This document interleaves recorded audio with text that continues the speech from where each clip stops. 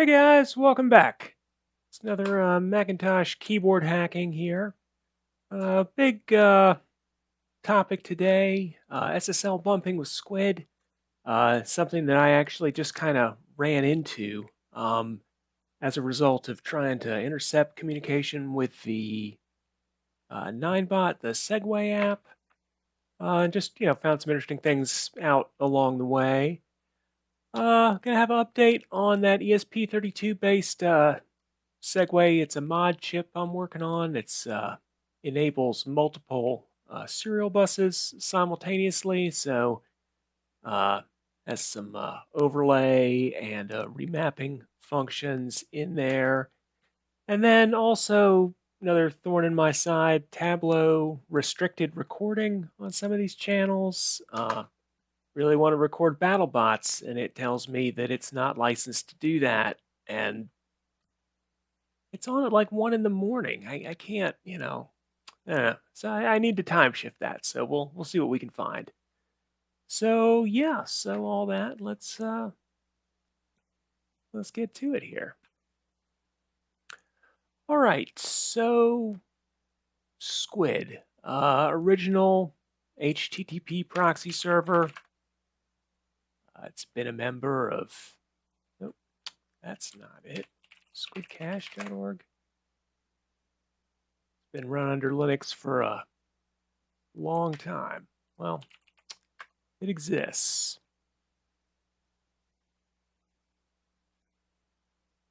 Squid-cache. There we go.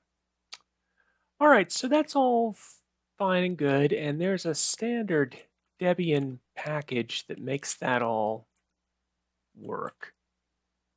So proxy servers, they speak a dialect. It's kind of like HTTP, just in its language, and those are configured either inside your network settings in your browser. So here we are on a Mac. These two here. Port 3128 is a pretty common port. I think Squid pioneered the use of that. You have options for authentication for the proxy, like if you wanted to have it internet facing or you want to control who was able to get online. That interferes with transparent proxying, so a lot of times that just isn't used. They find another way to get that functionality. On the command line under Linux, you can do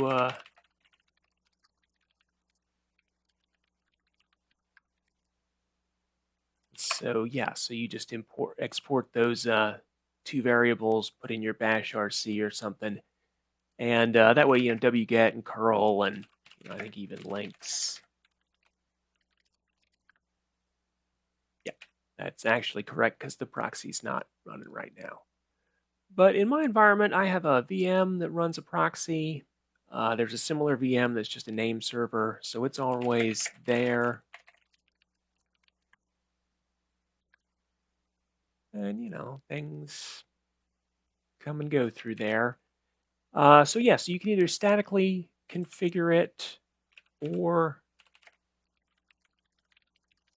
you can put an option in your DHCP server. DHCP. Yeah, it's something like that. And so when you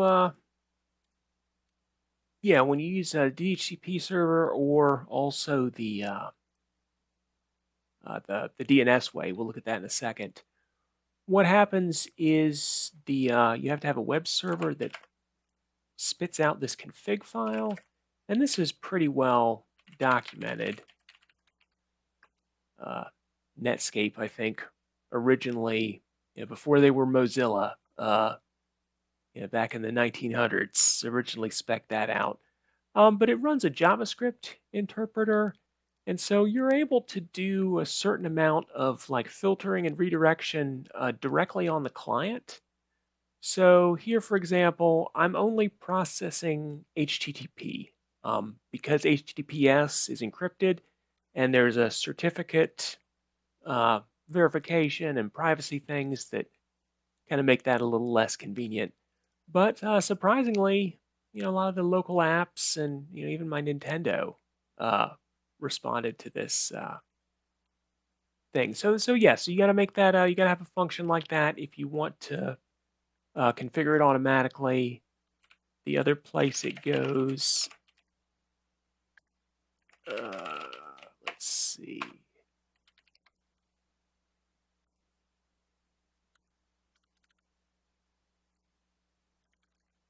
Yeah, there's a Windows pioneered a system of proxy development way back where if the first thing a Windows box does when it gets online, it looks for the existence of a host named WPAD.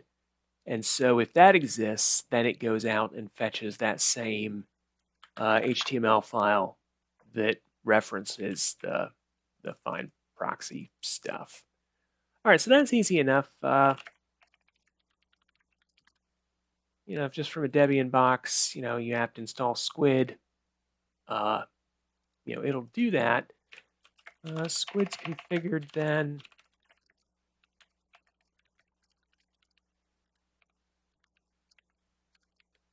We're just gonna strip out all the comments. There's a function of you allow access, from your local network. You define ports. And Debian here, it's a Squid 4. So there's a pretty large selection of algorithms that it can run. There's a number of Linux facilities for transparent proxies. That's where you basically take port 80 and you hijack it, and you get the result from a local application instead of the internet site directly. That works pretty well, or at least it did, 10 years ago before everything went to HTTPS. So you can do the same thing. Squid supports that transparent proxy behavior with SSL sites. But in order to make that happen, you have to install a certificate. And I thought that was going to be a lot more of a headache than it actually was. Let's see. SSLbump.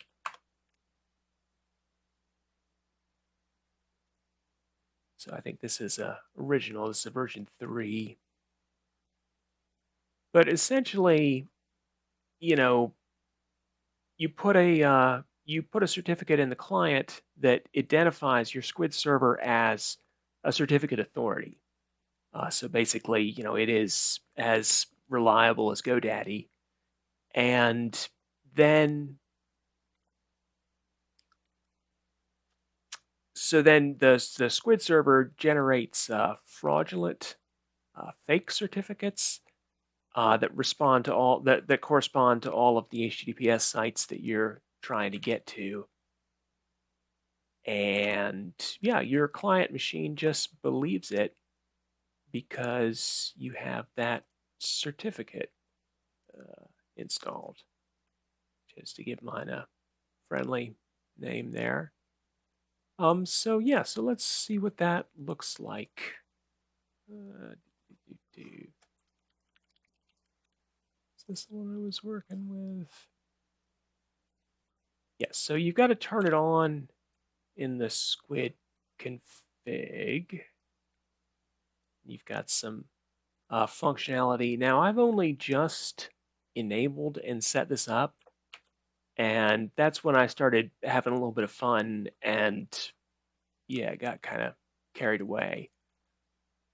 Let's see, so where's in here they give it to you.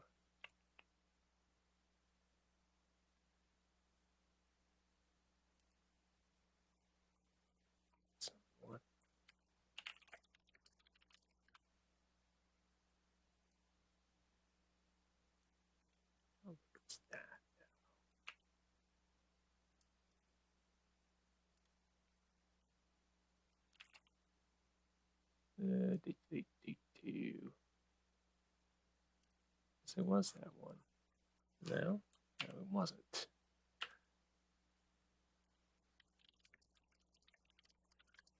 But that was it.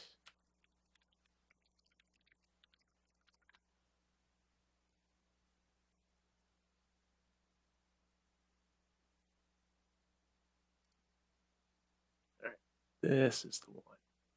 So in order, Squid actually gives you all the you know, directives that you would actually need um, using OpenSSL, which is again another standard Linux tool.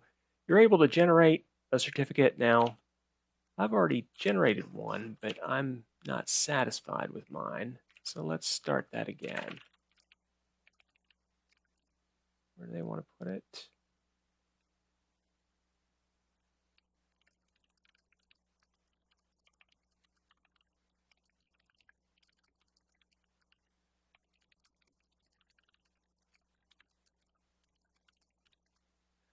All right, backups are great.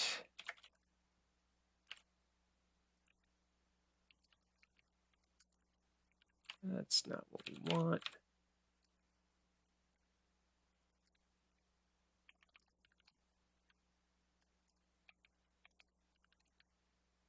So maybe 1 year is a little soon. Let's go for 10 years. And how lame can I make the key? Like, I don't, the more secure, the more it's resources it's going to take. So one advantage of having this SSL proxy is that using an older device, like here, for example, I've got a few iPads that are still on iOS 9, but a lot of the certificates that are in those have since expired, and they don't have the most up-to-date certificate authorities present. So by using this proxy thing, Squid will actually negotiate a modern encryption type with the internet site, and then provide something because you've put that certificate in the iPad, for example. All right, so what's less than 256?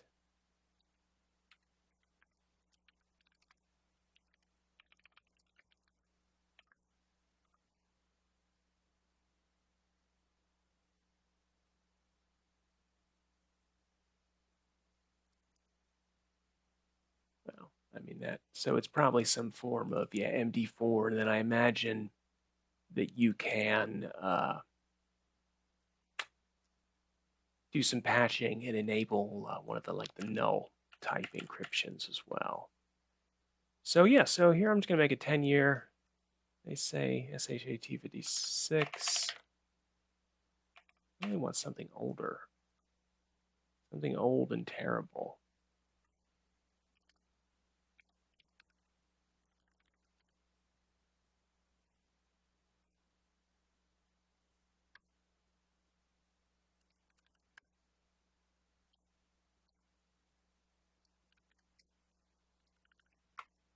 Let's see, blank, blank, blank. And so, yes, so that OpenSSL command gave us our, didn't give it to us because we'll just play it by the book for the moment. None, none, none.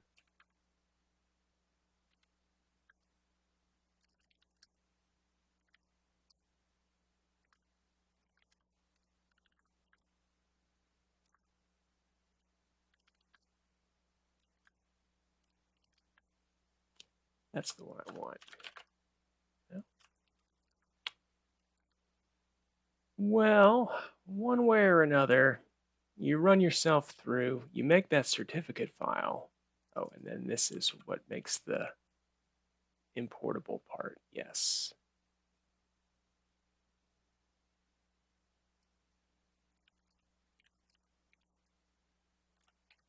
Take that,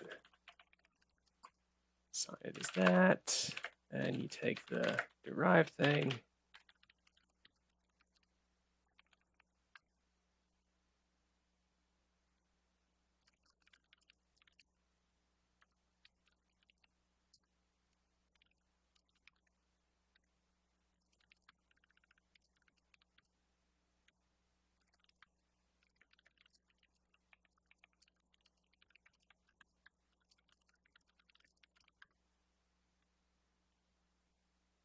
put some of those directives in there, fire up Squid, and hey, everybody's happy.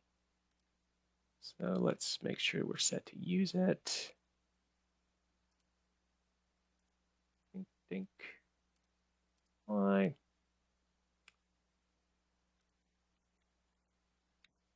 Private window. So this is a port 80 sign. The old ham radio folks don't seem to. They do have an HTTPS. Okay, so no error message. Oh, because Firefox is separate. Let's look over here.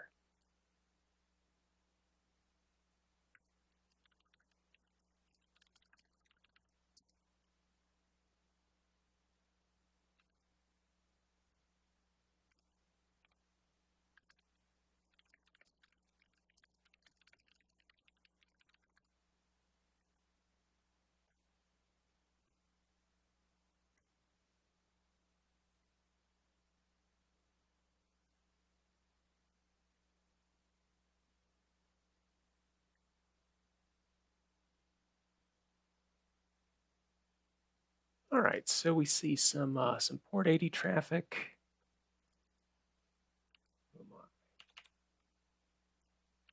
Three. There we are. So port 80. One of Squid's features that was a lot more useful in the old days is the caching functionality. So just making copies of big media to serve locally. It's just not as relevant anymore because the internet's so big and so fast, and such a small percentage of content is cacheable. So now let's look at it.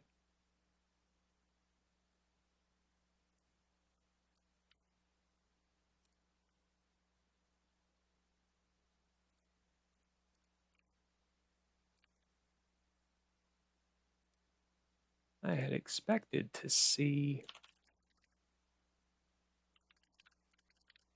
a certificate prompt. There we go. One of the things that happens in the Squid setup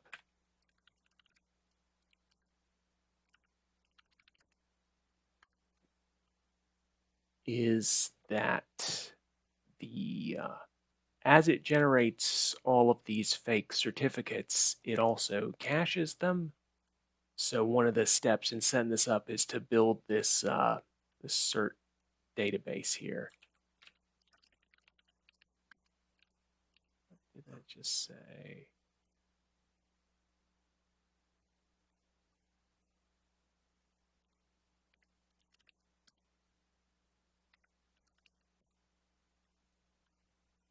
And yeah, so one of the certs that I had already done would have been using my old key, not this new one that I generated. So that's why some of these aren't showing error messages. So yeah, so it tries to create. So Squid goes in there and it claims that it's the real CNN.com, and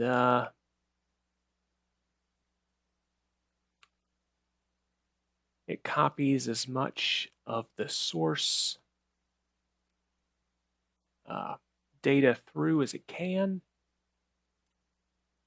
And yeah, so if we take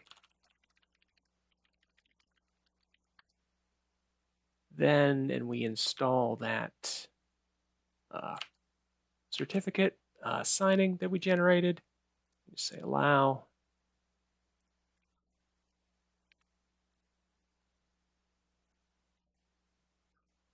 We'll click.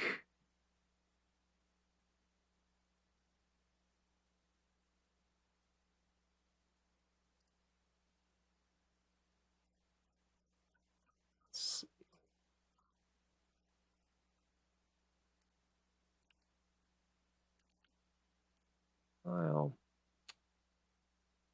import.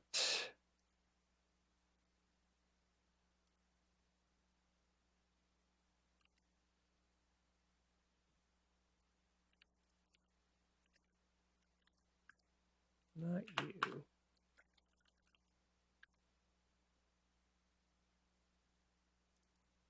There it is. Trust. Always trust. Password.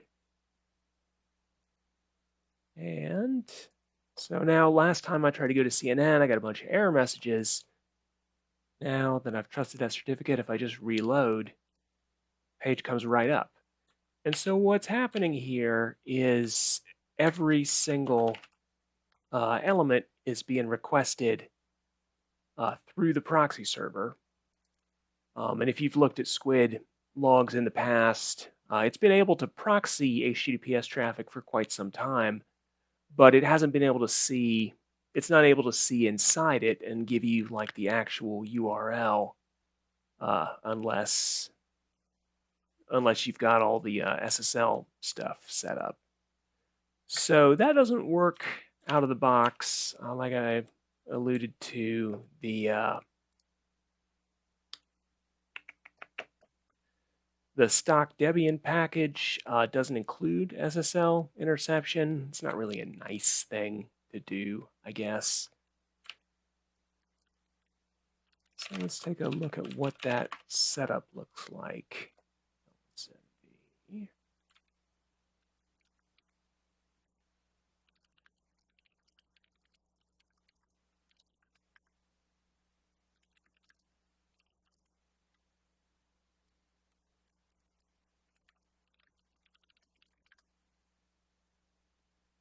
So yeah, standard Squid is just not configured to use the OpenSSL stuff. So there's pretty clear like instructions on all, how that has to be configured. Essentially, when Squid is built, we've got to apply this, with OpenSSL credentials, and those aren't included with Debian. So what we want to do is we want to rebuild the Squid package the Debian way. And so that just means that we will maintain like all the same versions of libraries and config file locations. It makes it really easy to migrate from one to the other. So the way that works is we have to take, we've got our sources, etc app sources.list. Sometimes there's also some directory structure happening there, and basically just we're going to uncomment all the source lines.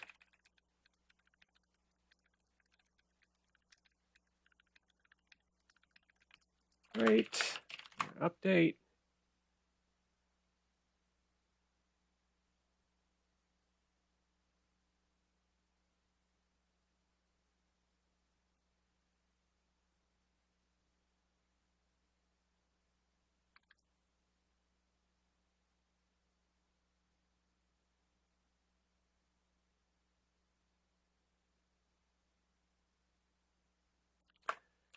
All right, and so Squid build.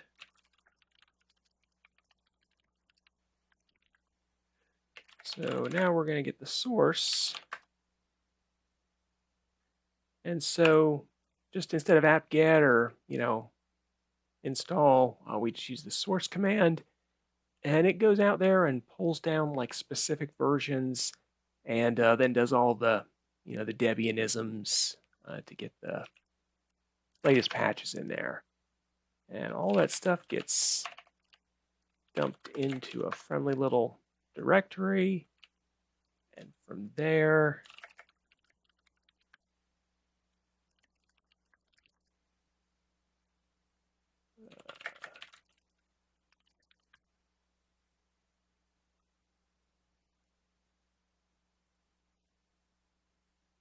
yeah, it's this rules file.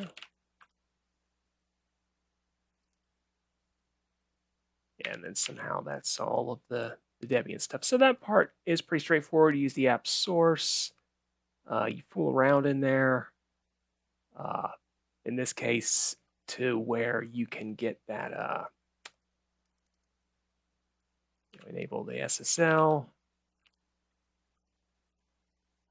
Let's see. I already had that tab up.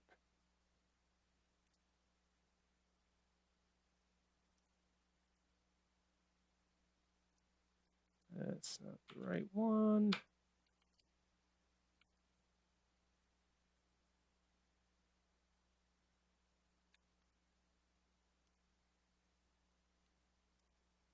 There we go. So then, yeah, how to rebuild Debian, like source packages. That's a whole, straightforward thing. We already added the source lines in there. We've done an update. We've gotten a file. And from there, yeah, the build dep. That's what we want. Get build dep squid. So that goes out there and automatically finds all of the Debian libraries that are necessary to compile the package as it ships from Debian.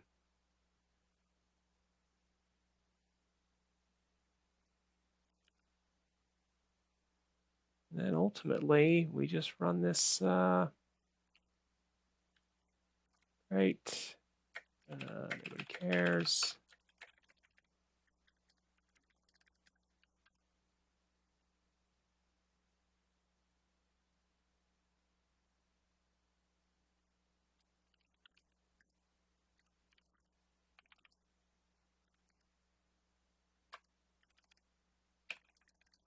And then, yeah, here's some config flags. So we'll just, nope, not that one. No, it was.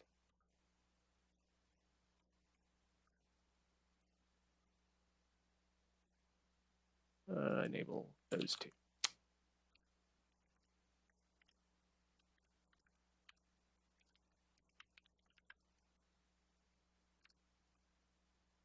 And then we will say, got that.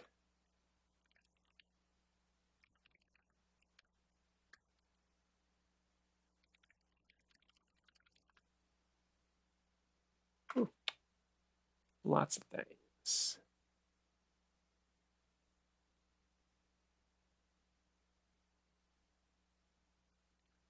Yeah, so essentially after that, we use that debuild command. It runs through and does all the stuff as if you were, building and compiling manually. And then, yeah, you can just, from that point, I just did a make install, and it dumped it all in the same places because it's inheriting all that stock Debian config.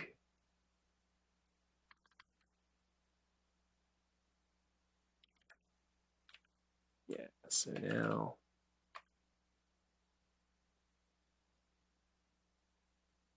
yeah, and now it's going to run through and do all that. So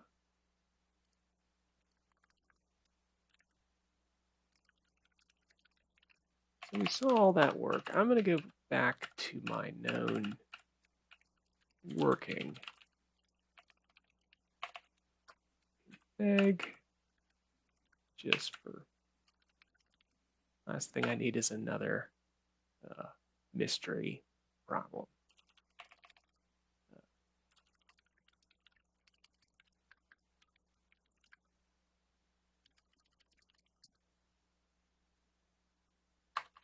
All right, so that's all fine and good, and you'll see as we monitor the app, things happen. So my initial reason for getting into all this was that I wanted to get inside of the Segway app. So we can see it, all kinds of social media integration here. And I haven't spent a whole lot of time doing it. So a lot of this stuff is normal, as annoying as it is to see Firebase and Google API stuff, and you're like, well, that's pretty normal. I use an Android phone with an application called Tracker Control, and these, most of these analytic uh, sites are, Android functional as well. So that's interesting.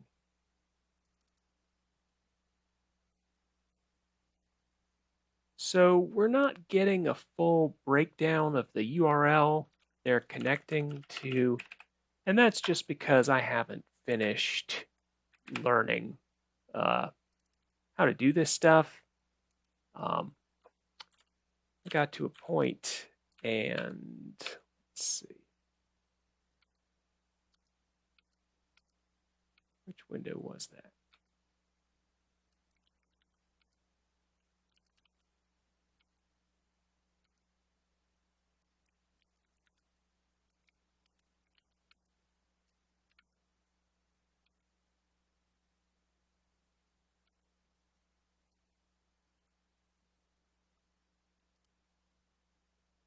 Not that one.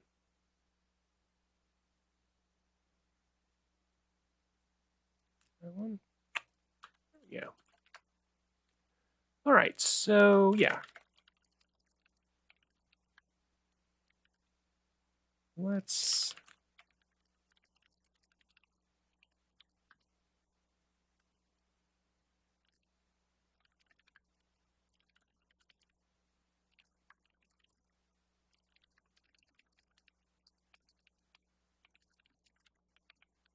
where am I going?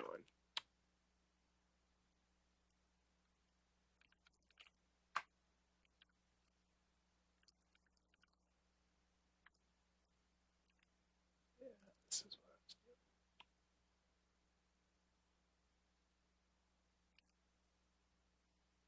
So what I happened to notice was that when I went to digitally imported, which has been my favorite music site for a very long time. Yeah, and if I had to pick a genre, progressive trance.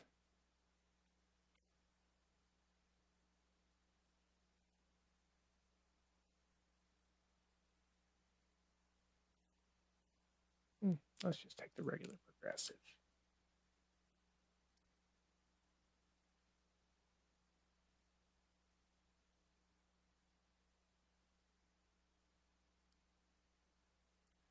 So if we're all set and running without a proxy, we can use Safari's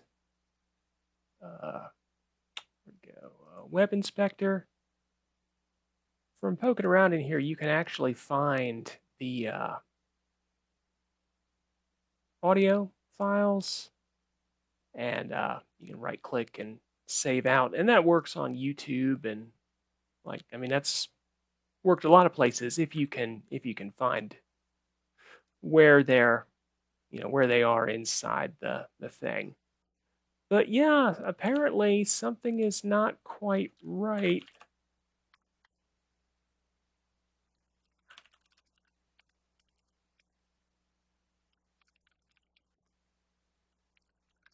I got to restart Squid.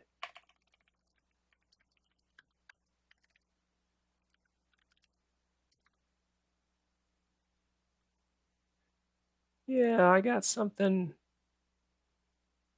wrong. So in order to stop this sort of shenanigan, proxy servers and, fake root certificate authorities, the common thing that's done is certificate pinning.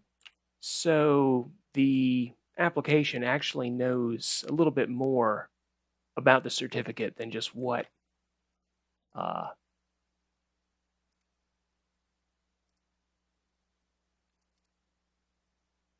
we want. I don't even.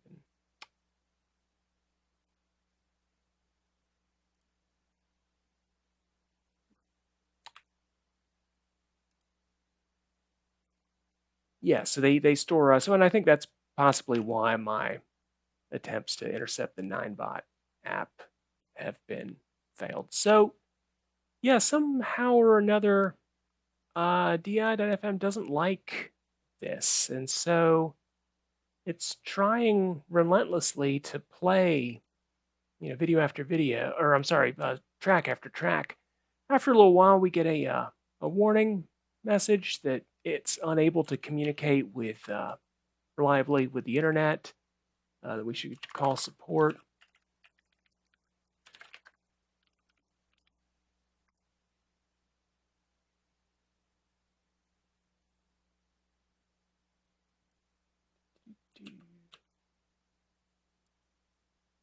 And so then I was just sort of running this little script here where I grep around in the Squid access log.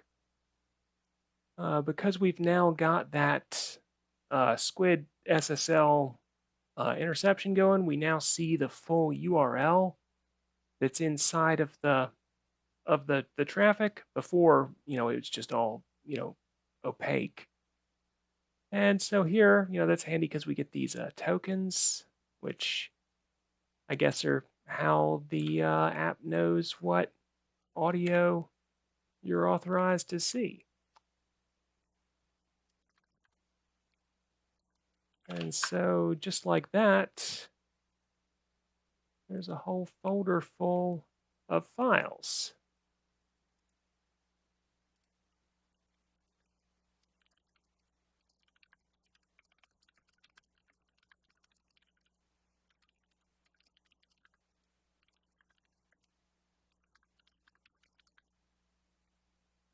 And yeah, if we just pull those over locally here,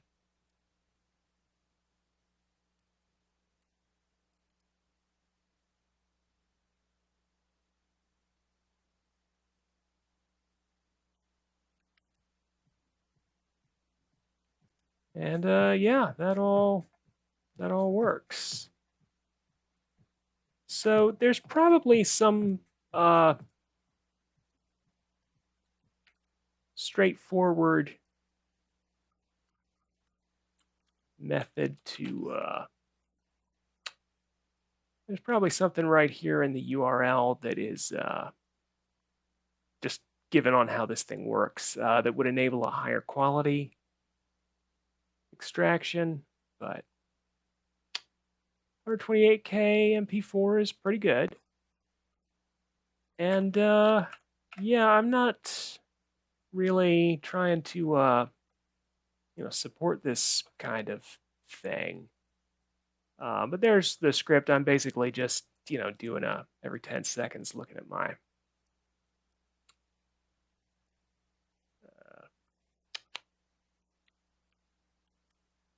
Squid log and looking for the content site and doing some seds to like extract the URL in a clean way. And then I just turn that into commands using awk on 10 seconds. Yeah, nwget nc for no clobber. We do get a warning.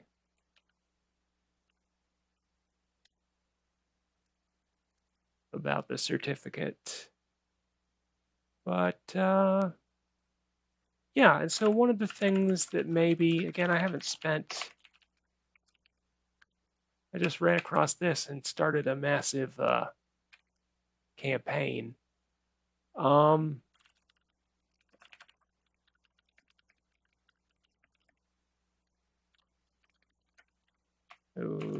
Lines to start. Squid.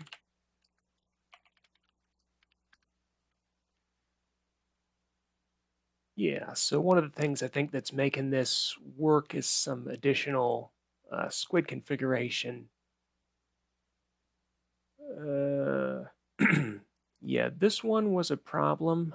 In order to provide, I guess, possibly a form of security, Squid only caches, well, let me back up. Squid only caches regular, successful in data-wise successful HTTP transactions. There's also partial transactions, range. That's that HTTP 206 parameter. This is that the one I'm looking for? Yeah. Yeah, a few other things. Yeah, we've turned off all of the SSL verification. Don't verify peer. Strict query terms, so cache purely everything to the left of the question mark, essentially. So these configurations are forcing Squid to cache things that it shouldn't otherwise save. So here, anything there is stored for a minimum of a minute. Where if you look at the direct headers coming in with that content, it says, do not cache, do not share, do not store this file. So that was an additional step I had to do, was to override,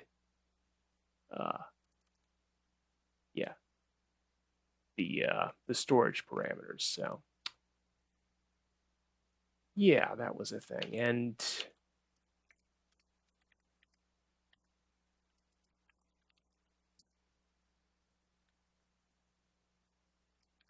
let's do another step here. Sprint awk go ls.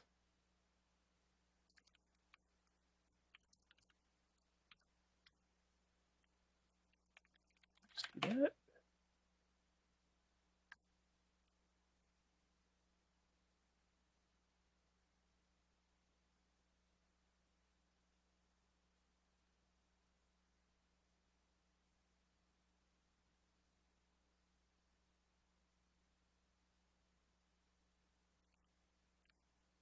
And so, yeah, there's the message. I guess because, for whatever reason, the audio client does not accept those proxied files because Squid has been messing with the SSL headers and such. I guess it's just saying, it's telling the server it failed to play them. And so they don't count toward my connection time. They don't count toward my skip time. This, I did not have to read or accept any kind of licensing agreement. I did not have to create a trial. I did not have to even, sans mucking around. I go to the site, the audio plays. I can go to the web inspector. I can find the audio files there. I can also find them, with a proxy and a script. So they've not really made any effort to secure the files. Nobody told me not to.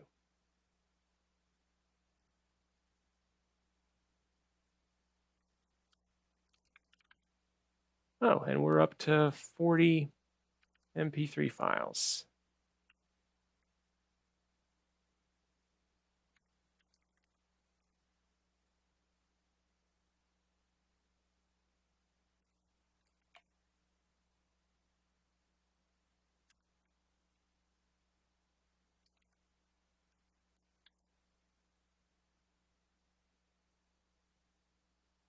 No.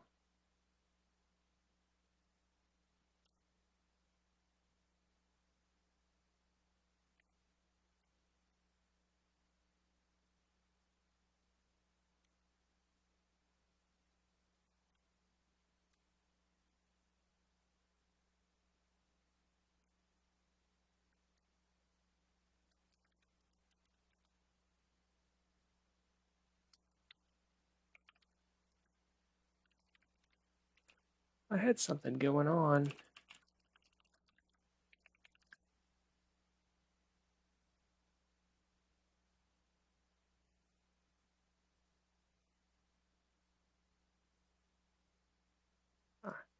That's the one.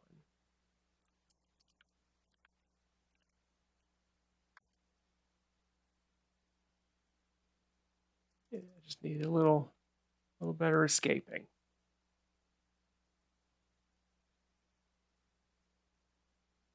So yeah, Squid modified to replace, overwrite the override the caching settings. I'm gonna do it.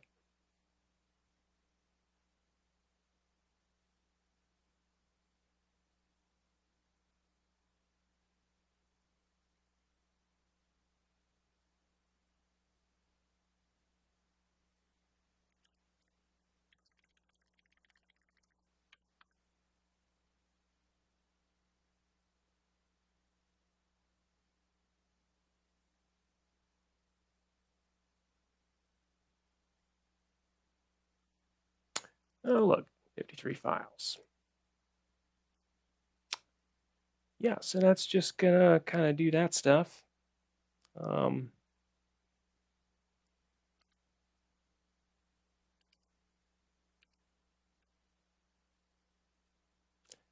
the bad news is that there's not a there's no file names. So that'll be a separate engineering project to see what it takes to extract those. And yeah, Squid takes forever to compile with all the stuff. I actually did it inside of my single core virtual machine and it took hours. So that's just going to kind of, do its stuff. Yeah, moving on. ESP32 Segway protocol router.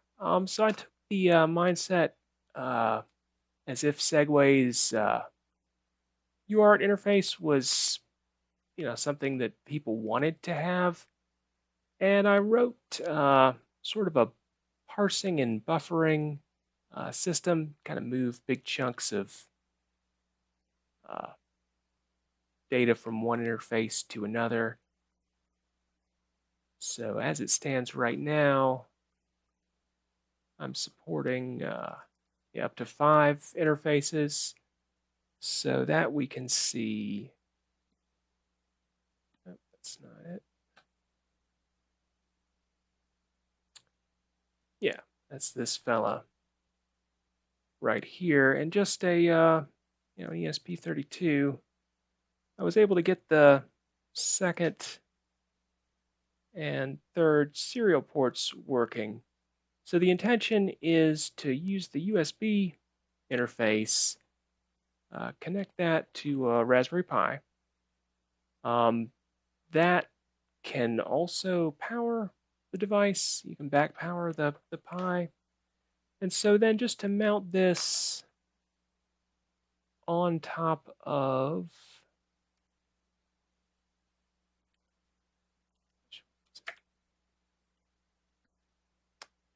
on top of the back of this controller here. I had previously been tapping my 12 volts out of the cable in the stem. I think I'm going to stop doing that and take it right off the back of the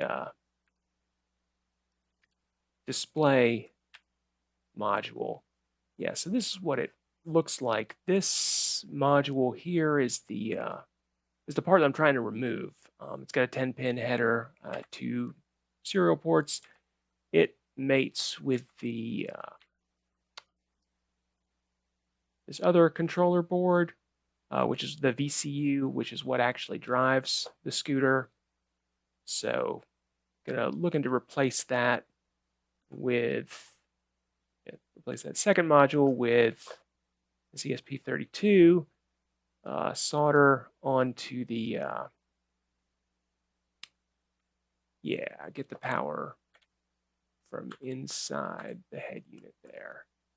So that's It's taken a little longer than expected to get my head around the memory mapping and so forth.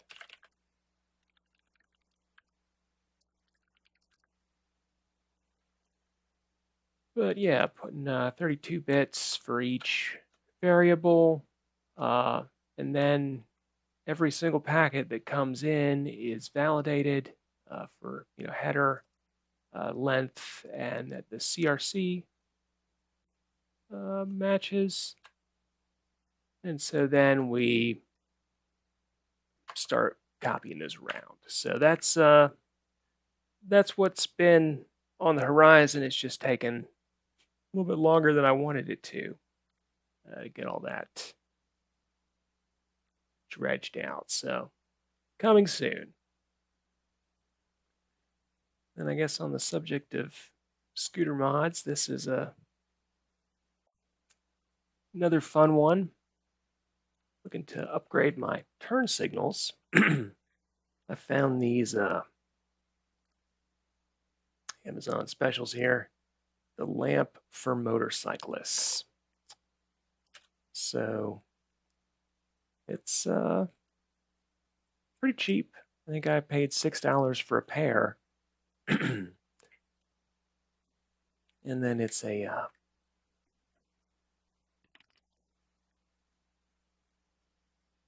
just a little LED PCB in there. So it's definitely going to need help to be waterproof, watertight. But yeah, they are not as bright as the stock GT3 turn signals, but they seem like they may be, as bright as the Max accessories. So getting off topic here.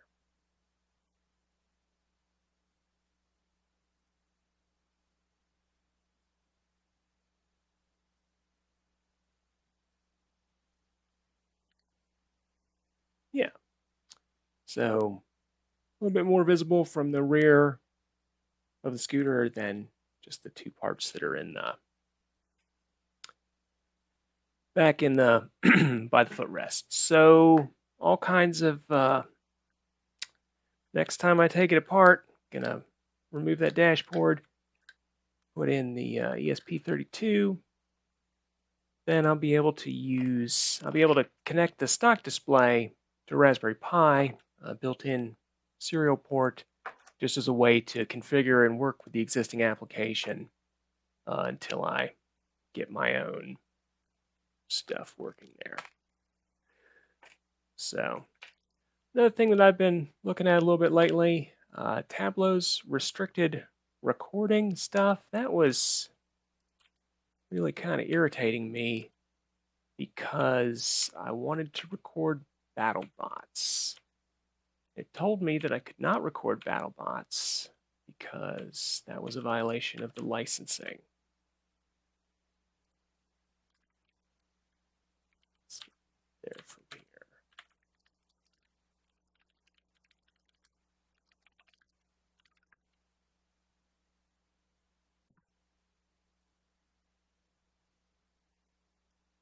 Yeah, so here we are on a Tablo.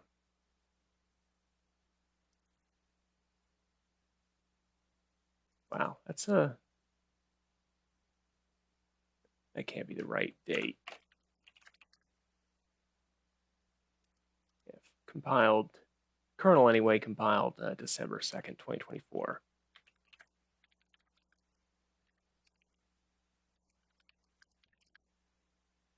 So yeah, native folder of the Generation 4 Tablo stuff.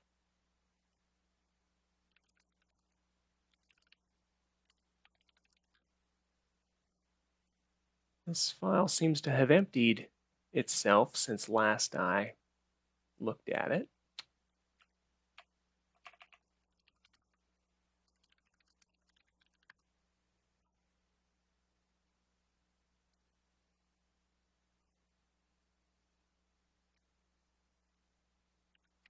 That's not what I want.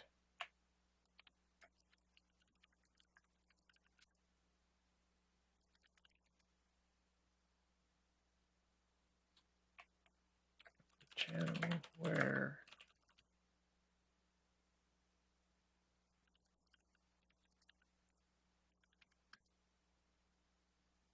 there we go. This is channel 522. So all of the muxes, I guess you would call them if it was a real TV station, on this internal 522 channel are marked as non-recordable. And I haven't really figured out why that is.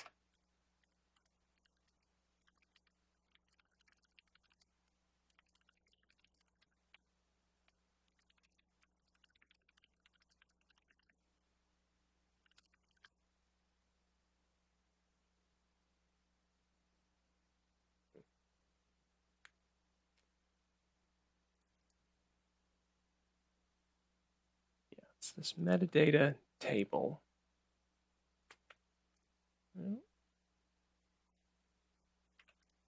I don't know. It's something I'll have to try and get to the bottom of.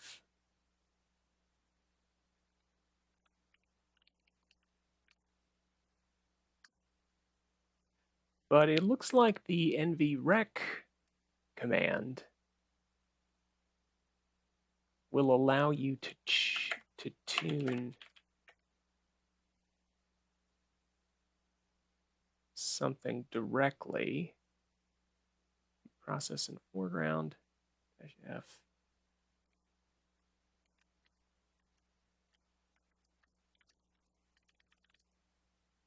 Channel 522.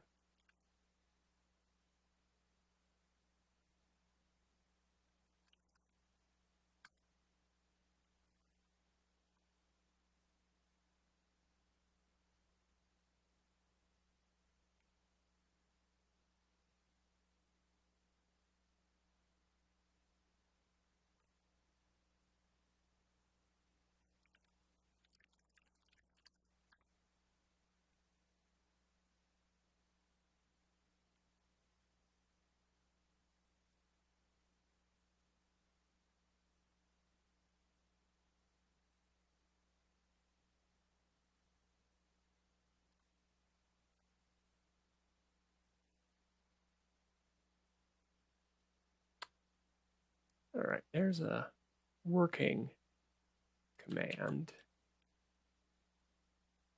20 by 1080, sure.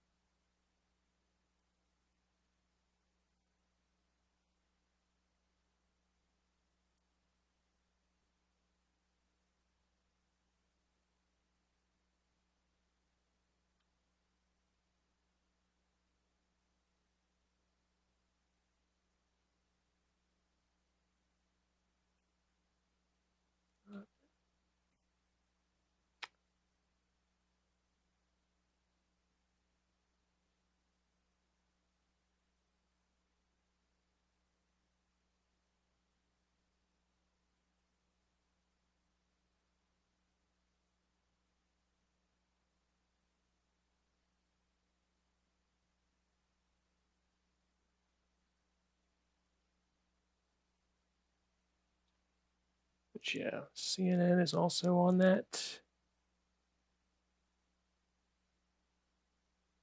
No record thing.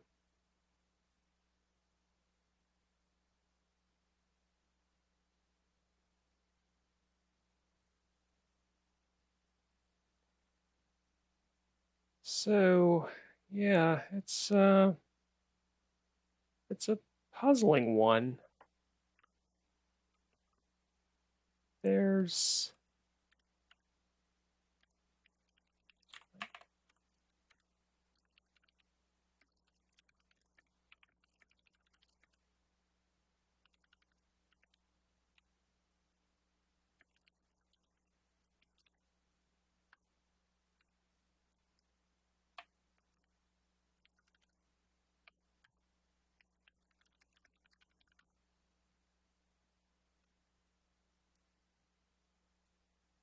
so there's a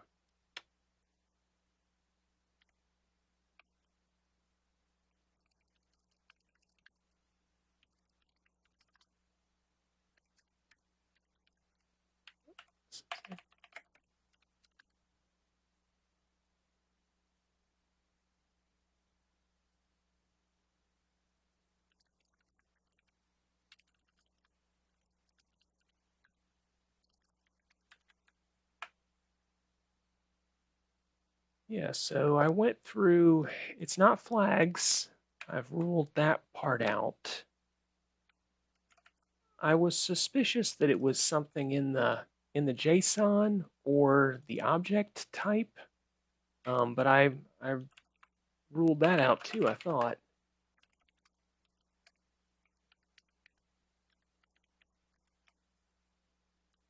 Select.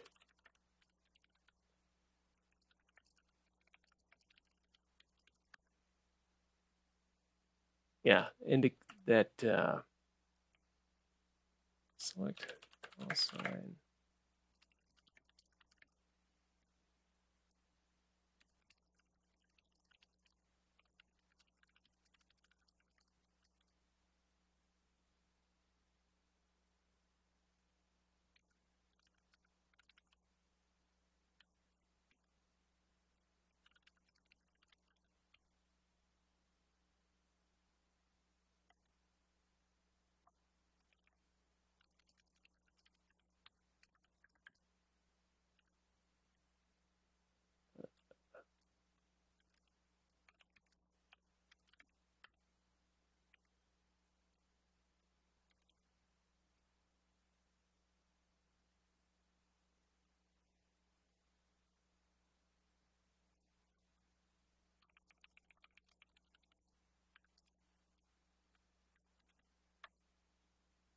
There we go. Yeah, so 62 channel type record channel.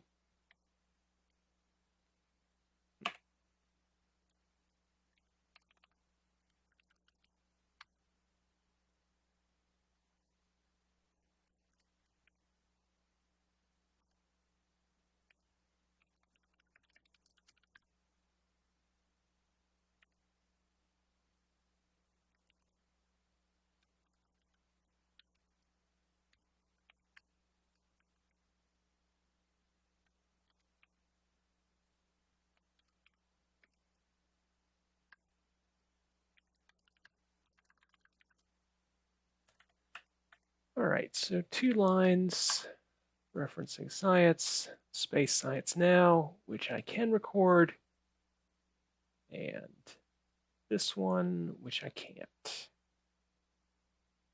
All right, no, I can also this one, because that is object type is record channel.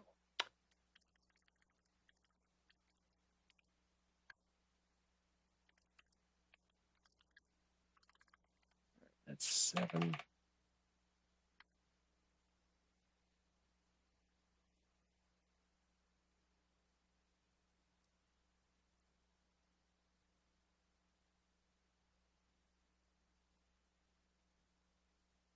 So we get object type channel. So at the very least, and I've gone through and done the enum and the enum ID, and so at the very least there's a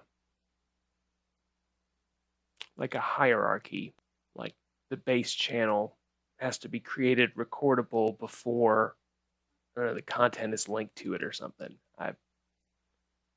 I don't know. I messed around with it. I didn't get anywhere. But that's yeah,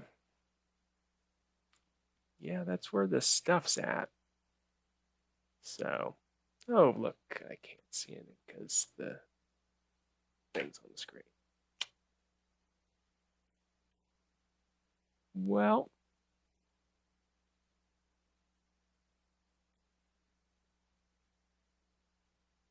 how long we make it today? Hour and 25 minutes. That's yeah, so quietly in the background, that Squid's just been doing the thing that it does, and well, that folder's filling up. So yeah, I don't exactly know why this is working. I mean, I theorized that it's something about because the file never gets successfully downloaded or opened, but clearly I'm downloading it successfully. I was really surprised to find that none of the tracks that I've identified have well, they're not tagged, which I mean I guess is fine. Oh, there's some.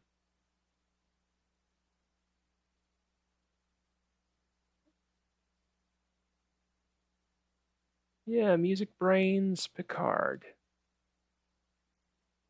I mean, I recognize the Juna beats anyway.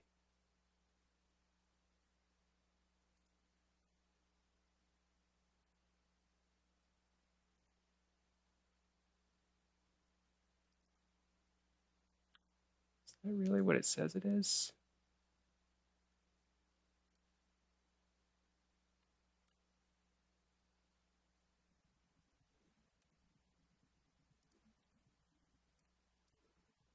Yeah, it sure is.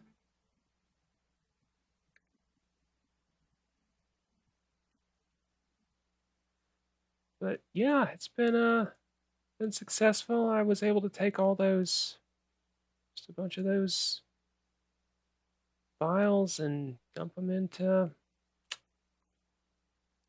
Sonos. And yeah, if only they had names. Maybe Music Brains can help me with that again later. All right, well, I'm gonna leave it at that, I think. Thanks everybody for stopping by, checking out the action. Yeah. I just have to remember how to shut it all down. All right. We'll catch you later.